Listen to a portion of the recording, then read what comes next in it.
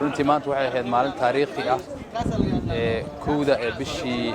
May 2021 runtii baarlamaanka ee golaha shacabka ee Jamhuuriyadda Federaalka Soomaaliyeed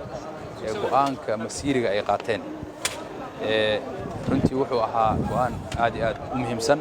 iyadoo maanta marxaladda dalka uu marayo ay tahay marxalad aad iyo aad runtii u dhibaataysan ay shacabkii Soomaaliyeed u dhibaataysan yihiin runtii wixii dawladnimadii aan ka soo bilownay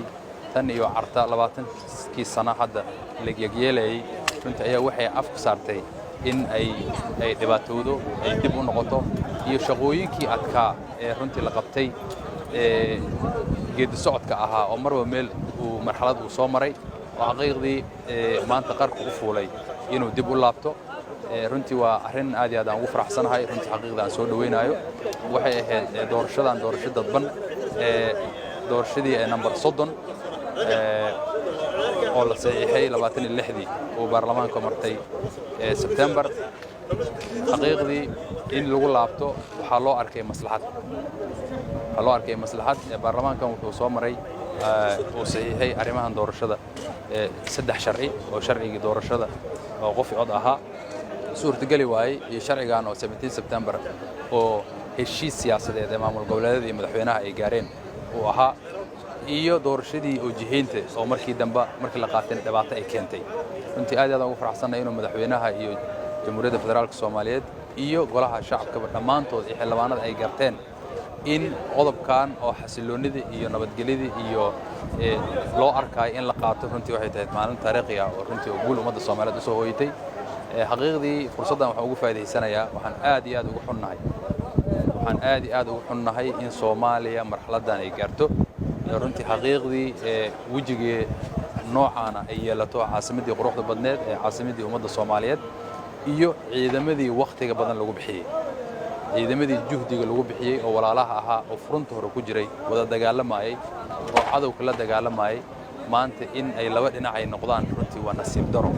marka waxaan rabaa inaan fursaddan ugu faa'iideysto waxa idin yaala ciidamada xoogga dalka Soomaaliyeed iyo guud ahaan ciidamada qalabka sida shaqo aad iyo aad u balaaran ayaa idin taalla oo waajibaadkiina aad gudataan aad rabtaan inaad gudataan idinkoo runtii xaqiiqdii aad tihiin dad dhiigooda iyo wax waaye iyo sharafkooda u bixiya ummadooda iyo dalkooda iyo diintoodaba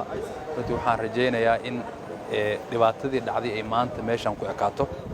ay dad walaalaad tihiin aad walaalowdaan aad wada shaqaysaan shaqadii idin egmay oo runtii waajibaadka qaran aad hayseen horeyna ugu haysan ummadda Soomaaliyeed inaad u sii haysaan insha Allah ta'ala maamul goboleedyada xaqiiqdii doorasho qof iyo cod ah marka la saxiixay haddii maalintaas Xaliim Yari waxay sheegtay 8 bilood gudahooda inay doorashaas ku qaban karto ama 13 bilood inay ku qaban karto haddii la qaadan lahaa dhibaatadan ma imaadeen laakiin waxaa la yiri sharcigaas laguma gali karo doorasho qof iyo cod ah waxaa soo jeediseen ama la soo jeediyay heshiis ah 17 September kii asiga ahaa ayaa la idin la qaatay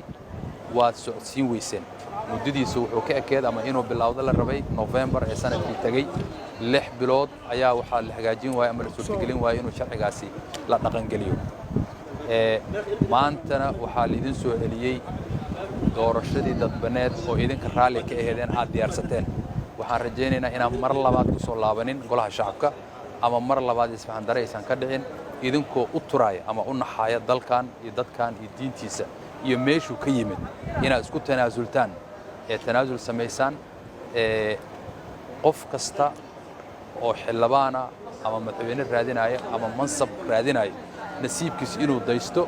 oo soo tartamo lala soo tartamo hadduu soo helan oo yimaado haddii laga badiyana ilaahay subxaanahu wa ta'aala wuxuu yiri tuuti mulku man tashaa wa tuhibbu man tashaa xaqiiqi mulkiga Allah bixiya marka waxaan rajaynaynaa inaad idinkana runtii marxaladda dalka maanta uu marayo aad u turtaan